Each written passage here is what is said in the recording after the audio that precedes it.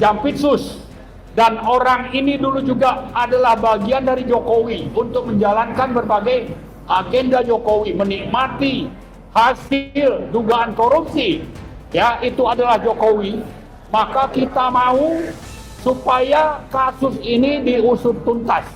Dia sendiri masih pakai orang-orang Jokowi.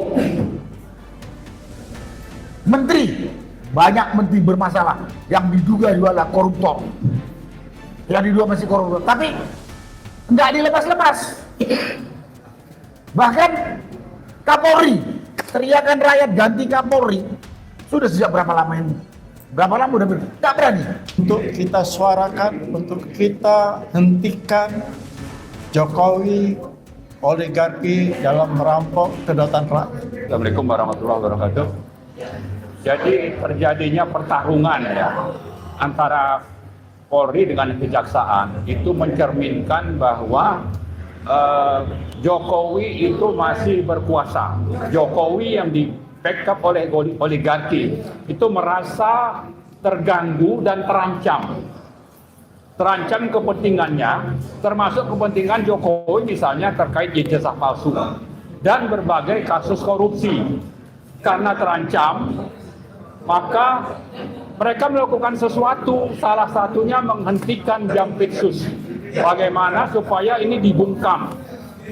Nah, yang kedua, ini mencerminkan ya ternyata Prabowo itu meskipun sudah berkali-kali mengawal, mengirim anggota TNI untuk melindungi aparat yang ada di kejaksaan agar agenda misalnya pemberantasan korupsinya itu bisa terlaksana, tapi untuk kali ini akhirnya takluk juga gitu. Nah, yang ketiga, kita ingin ya bahwa Prabowo dengan sikap seperti ini ingin supaya Prabowo itu berani tegas, karena dua lembaga Polri dan Kejaksaan ini adalah lembaga yang pimpinannya itu berada harusnya ya menurut konstitusi itu ada di bawah kendali dari Prabowo.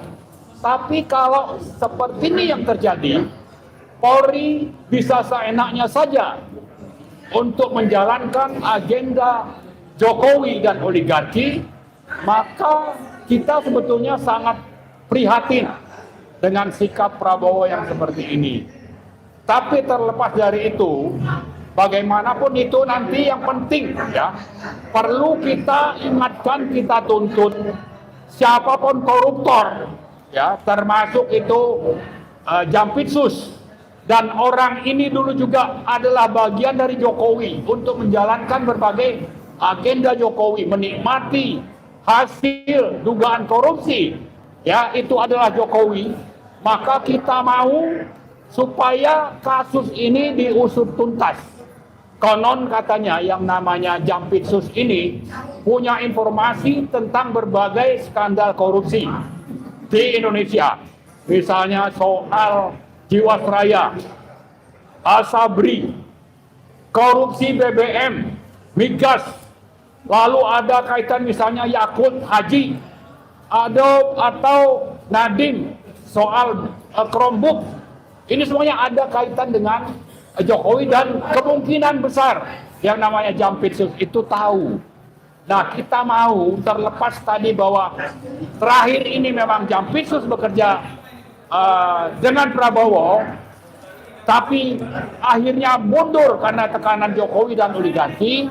Kita mau semua kasus-kasus itu diselesaikan, dan kita mau supaya Prabowo itu tampil sebagai pemimpin tertinggi, terutama kepada Kejaksaan Agung, kepada Polri, dan terhadap Jokowi. Karena Jokowi dengan gerakan ini, pertama ingin melanggengkan, melanjutkan dinasti Jokowi sampai ke anak cucunya, tapi juga ingin mengamankan diri dari skandal ijazah palsu. Maka saya kira sudah waktunya Pak Prabowo itu tampil dan mewariskan sesuatu yang sangat signifikan terhadap Indonesia. Jangan lagi berada di bawah bayang-bayang dari Jokowi. Tunjukkanlah Anda sebagai presiden genuine, presiden yang mewakili kepentingan seluruh rakyat Indonesia, bukan justru ada di bawah kendali bayang-bayang dari Jokowi. Saya kira itu yang penting untuk kita catat. Terima kasih. Oke, sebetulnya soal penangkapan dan sebagainya itu memang harus ya. Mau tangkap tangan OTT di mana-mana itu harus dilakukan, dan itu salah satu fungsi dari kenapa KPK itu dibentuk setelah reformasi. Tapi bahwa predikat Jokowi sebagai koruptor nomor 2 di dunia itu sudah tidak bisa dipungkiri, dan ini terancam eksistensinya, maka dia melakukan berbagai hal, dan ini sekaligus mengangkangi ya kekuasaannya Prabowo. Maka itulah yang lebih mendesak, lebih penting, lebih prioritas dituntaskan dibanding untuk bicara OTT yang ecek-ecek itu. Bukan itu tidak perlu, tapi lebih mendesak adalah orang ini sudah dapat predikat global, ya. Lalu ingin terus cawe-cawe merusak nama pemerintahan Prabowo. Kenapa kok Prabowo itu tidak berani melakukan sesuatu? Berarti ada masalah di Prabowo. Tapi bukan berarti kita putus asa. Kita masih kasih kesempatan kepada Prabowo untuk segera bertindak, mungkin sampai Oktober, ulang tahun kedua. Nanti masuk tahun ketiga. Kalau memang tidak bisa, tadi sudah saya sampaikan, lebih baik Pak Prabowo itu mundur secara baik-baik dibanding nanti dilengsarkan oleh rakyat. Kenapa? Karena ini negara sudah rusak, dikuasai oligarki, kedaulatan sudah ditangkangi, dikhianati oleh siapa? Oligarki dan Jokowi. Pentolan dari oligarki itu salah satunya adalah Jokowi, dan ingin terus eksis di Indonesia lewat dinastinya. Apakah mau Pak Prabowo ini hanya jadi pemimpin kacungnya Jokowi? Apalagi dia sebagai prajurit Sabta Marga. Saya kira tidak pantas itu disandang kalau dia tetap ada di bawah kendali Jokowi. Makasih. Assalamualaikum warahmatullahi wabarakatuh. Tadi Anda juga sudah mengatakan dari sikap Prabowo sejak awal sudah terlihat kalau dia itu di bawah kendali oleh Jokowi. Ya terus sampai sekarang udah 2 tahun. Karena itu selama 2 tahun ini aktivis, rakyat dan banyak kelompok mengingatkan Prabowo dengan segala macam narasi cukup keras. Harapannya Prabowo mendengar, jangan dia di bawah kendali oligarki. Contohnya hari ini kita melakukan deklarasi dalam rangka merebut kembali kedaulatan rakyat. Karena kedaulatan rakyat sekarang ini sangat terlihat masih dikuasai oleh Jokowi dengan oligarkinya dan kelompok oligarkinya. Dan Prabowo kelihatannya enggak berdaya. Karena itu kita ingatkan sekarang, 2 tahun cukup lawan oligarki, lawan Jokowi. Kalau dia takut, dia tidak berani, kenapa nggak bisa dia tengok omong kepada rakyat? Jangan pidatonya omong doang. Dia bisa sampaikan kepada rakyat. Tentunya itu dilakukan dengan tindakan dia ke dalam dulu. Tindakan dia ke dalam. Dia sendiri masih pakai orang-orang Jokowi. Menteri, banyak menteri bermasalah yang diduga juga adalah koruptor. Yang diduga masih koruptor, tapi nggak dilepas-lepas. Bahkan Kapolri, teriakan rakyat ganti Kapolri sudah sejak berapa lama ini? Berapa lama udah nggak berani. Panglima TNI nggak diganti. Prabowo sendiri telah merusak sistem dari mengangkat si Teddy sebagai seskap, sama dia menggandeng Gibran yang melanggar konstitusi, dan sekarang juga dia tetap mempertahankan orang-orang ini. Jadi kita mengingatkan sampai hari ini rakyat masih mau menyampaikan dengan harapan Prabowo memperbaiki. Kalau nggak mampu seperti dikatakan Pak Marwadi, mundur. Sekarang saya sampaikan aja, rakyat banyak sudah mengatakan Pak Prabowo itu bonekanya Jokowi. Rakyat banyak menyampaikan Prabowo itu takut pada Jokowi. Karena rakyat sudah mengatakan rakyat siap berkorban untuk membackup Prabowo, tapi nggak dilakukan. Ya tunggu saya rakyat marah. Tadi Anda bilang Prabowo kan sudah melakukan penangkapan beberapa koruptor. Ya yang kelas kambing, yang kelas kambing, kelas gajah atau kelas paus itu si Jokowi. Dan pemberantasan korupsi kalau mau bersih dimulai dari atas. Tentunya sebelum nangkap Jokowi, itu menteri-menteri bermasalah itu atau wamen bermasalah itu yang diduga koruptor itu dulu ganti. Itu yang kita harapkan. Nyatanya tidak. Karena itu rakyat termasuk saya mengatakan Prabowo itu penakut terhadap oligarki. Prabowo itu takut pada Jokowi dan oligarki. Rakyat sudah menawarkan untuk membackup, melawan. Kenapa nggak dilakukan? Sudah 2 tahun. Jadi kalau ditanya apa langkah yang harus dilakukan? Ya tadi kalau saya dulu yang mengatakan dia masih pakai sapu kotor. Dia masih pakai sapu yang sangat kotor.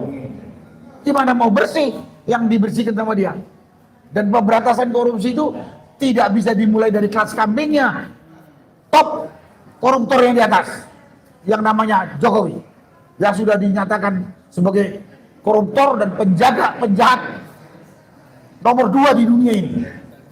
Tak dilakukan. Mudah-mudahan rakyat masih sabar sampai hari ini. Kalau enggak besok saya pun siap untuk ikut dengan rakyat menurunkan Prabowo yang kita anggap memang tidak mampu menyuarakan kepentingan rakyat. Padahal dia dipilih oleh rakyat, digaji oleh rakyat. Omong doang. Termasuk di sini yang harus dibubarkan adalah DPR. Nikmatin hidup dari gaji rakyat, tidak melaksanakan amanah rakyat. Dua-duanya bertanggung jawab. Prabowo dengan kabinetnya, DPR yang diam saja menikmati gaji. Itu kita minta turun. Kalau tidak ya tunggu-tunggu revolusi rakyat seperti tahun 98. Enggak aneh. Bahkan rakyat sudah mengharapkan itu karena udah nggak sabar 2 tahun. 2 tahun cukup lama. Tadi sampai saya singgung. Pak Prabowo ini punya background sama dengan tentara. Tentara itu faktor kecepatan itu diperlukan. Faktor kecepatan diperlukan. Karena itu kecepatan bagian dari kekuatan. Dia sudah 2 tahun. Nggak usah lagi alasan. Oh, strategi. Karena kepengecutan atau ketakutan Prabowo terhadap Jokowi dan oligarki sudah terbaca bagi kita. Itu yang bisa saya sampaikan. Sekali lagi, kalau ditanya bagaimana yang harus dilakukan Prabowo, bersihkan dulu kabinetnya, bersihkan dulu tokoh puncak koruptornya Jokowi, baru ke bawah. Sekian, terima kasih. Ya, untuk Pak Suryan, mungkin nggak pola perjuangannya diubah, misalnya berkunjung ke rumah Pak Prabowo di Hambalang atau di istana di kelompok GMKR misalnya, mungkin nggak ada jalan itu? Ya, mungkin orang kita sudah baik minta nggak diterima kok. Jadi gini, permasalahan yang terjadi baru-baru ini, terutama yang tadi disampaikan, pertentangan antara polisi dan kejaksaan, ya. Ini menunjukkan apa? Ini sangat memalukan. Ingat dulu, cicak lawan buaya. Sekarang apa? Buaya sama buaya. Buaya lawan buaya nih sekarang. Buaya sama buaya, ini semua dikendalikan siapa? Jokowi, masih dalam kendali Jokowi. Bayangkan negara kita masih diganggu oleh yang namanya Joko Widodo, Presiden ke-7 Republik Indonesia. Oleh karena itu kami hari ini menyatakan sikap bahwa kami akan hancurkan ya, oligarki dan Jokowi di dalam mereka merampok kedaulatan rakyat. Ini kan salah satu kedaulatan hukum. yang dirampok oleh Jokowi dan oligarki. Tangan-tangan dia masih sana. Masih dia melakukan hal-hal yang melanggar konstitusi. Kenapa? Kekuatan oligarki yang dimanfaatkan oleh dia, dikendalikan oleh Joko Widodo dan antek-anteknya. Ini yang kami akan serukan terus untuk kita suarakan, untuk kita hentikan Jokowi, oligarki dalam merampok kedaulatan rakyat. Dan satu hal lagi, majukan Gibran. Kenapa kita masuk tahun Gibran? Karena ini adalah satu kekuatan yang diharapkan akan melanjutkan kekuasaan Jokowi berikutnya. Ini dinasti politik yang akan kita hancurkan. Jangan terjadi Gibran melangkah menjadi presiden. Menjadi wakil presidennya kami tidak rela. Kami tidak rela. Dan kalau tadi Anda menanyakan apakah kita ke rumah Prabowo atau ke istana, ini tahapan berikutnya. Kalau rakyat sudah tidak tahan dengan situasi seperti ini tidak lepas kemungkinan bahwa ini akan bisa terjadi. Kenapa? Kita lihat di TV berkilo-kilo emas, kalau 75 kilogram emas dan ratusan miliar rupiah ya dalam bentuk mata uang asing. Bagaimana rakyat sakit hati ya, rakyat dan saat ini sedang kesulitan ekonomi melihat pejabat-pejabat kita itu ternyata korupsi yang besar-besaran yang sangat menyakitkan hati rakyat. Jadi kalau Prabowo tidak segera tuntaskan, tidak segera turun tangan, ini bahaya. Inilah salah satu tanda-tanda rakyat akan turun. Rakyat akan turun ke jalan. Karena sudah tidak bisa menerima ketidakpastian dari hal-hal yang dilakukan oleh pejabat-pejabat korup. Kejaksaan yang kita anggap atau saya terutama menganggap bahwa ini akan menyangi polisi di dalam hal untuk memberantas korupsi. Ternyata lebih parah lagi, ternyata dia juga korup. Ya, ini baru kedapatan satu orang pejabat loh. Saya yakin pejabat lain juga akan berlaku yang sama, karena kesempatan pejabat kejaksaan itu untuk melakukan mengkorupsi hal-hal yang seperti yang dilakukan oleh yang kita lihat tadi malam itu di TV itu pasti akan dilakukan. Ini berarti Parcok itu tambah. Tadinya ke Parcok itu kami polisi, ternyata Parcok itu ada lagi kejaksaan.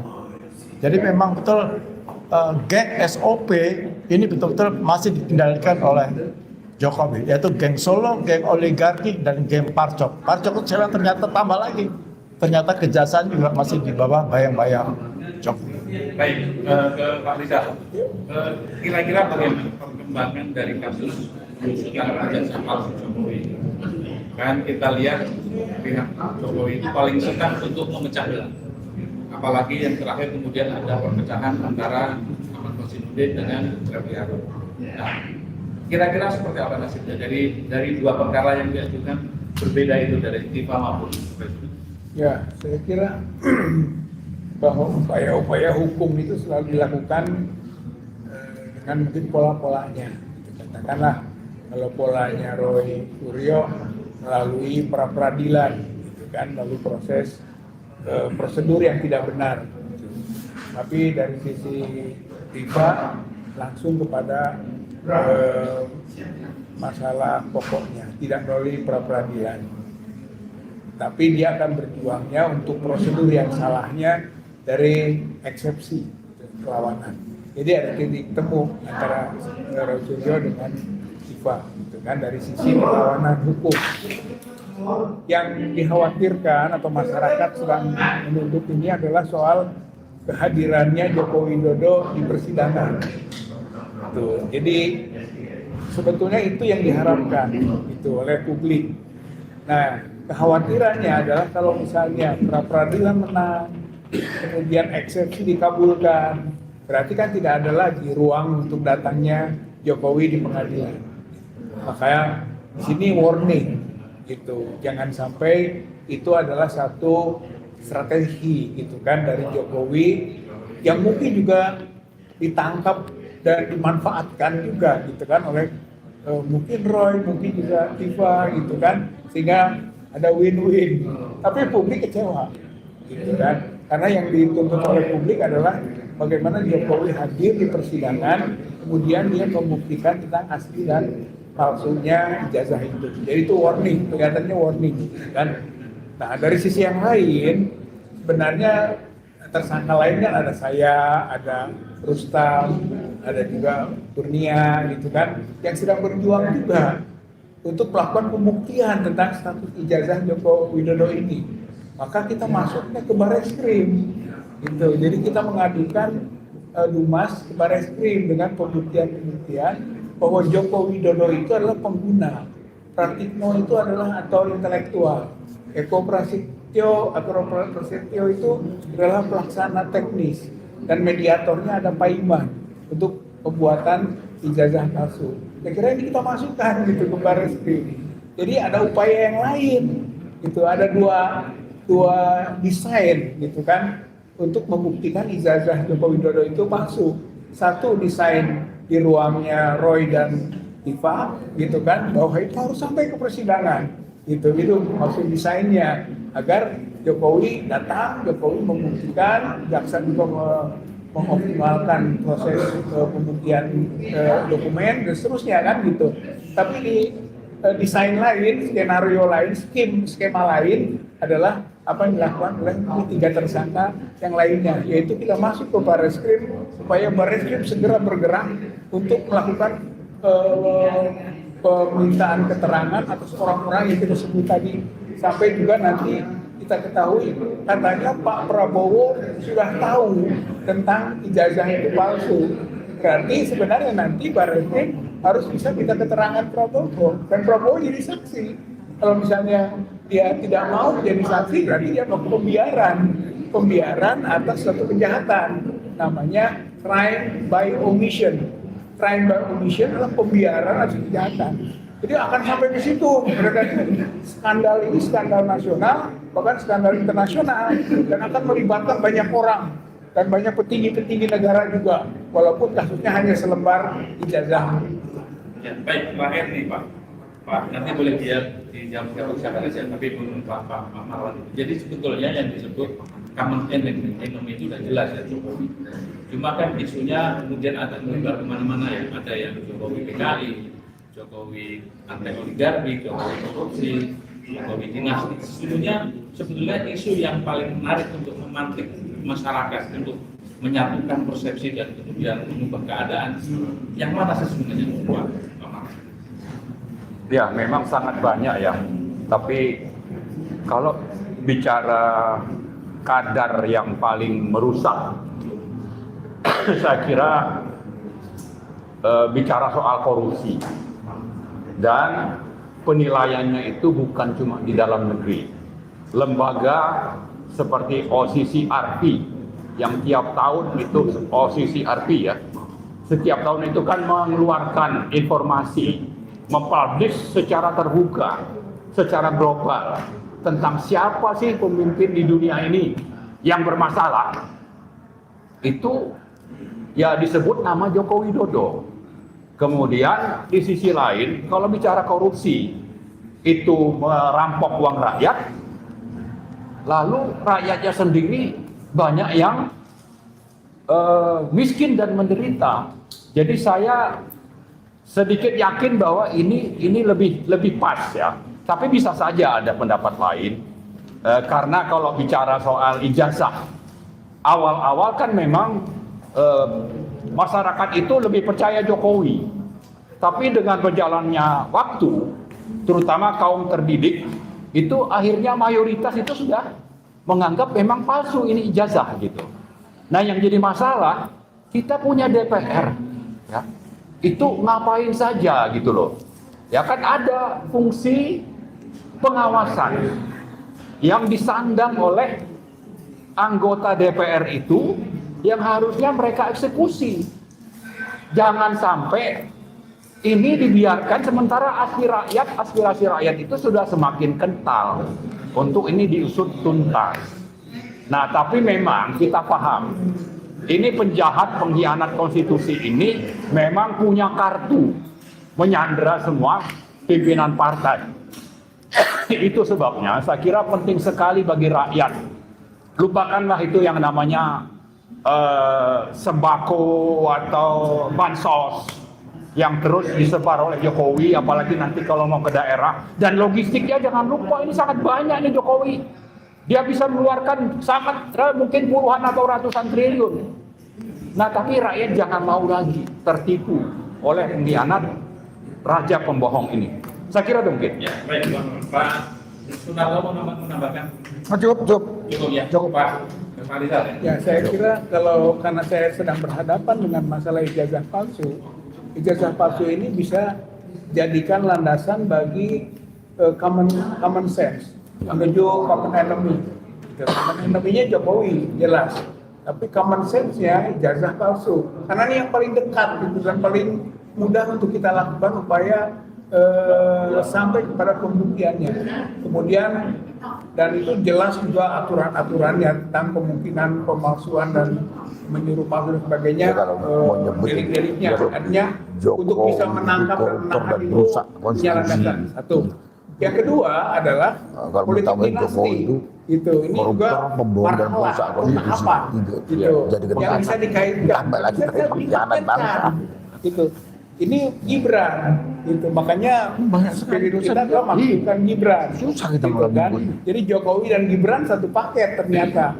Dan ada titik temunya juga, dua-duanya ijazahnya palsu, kan? Jadi ini aku tes tadi kenapa common sense-nya bisa kita bangun, kan? Nah, baru yang ketiga korupsi, Korupsi ini belum dimulai memang langkah hukumnya, tapi itu akan menjadi gongnya dari proses yang ada ini, sehingga nanti Jokowi menurut saya akan sampai kepada penghukuman, kan? Dan hukuman yang paling berat dari korupsi. Karena korupsi itu terutama dalam kondisi krisis dihukum mati.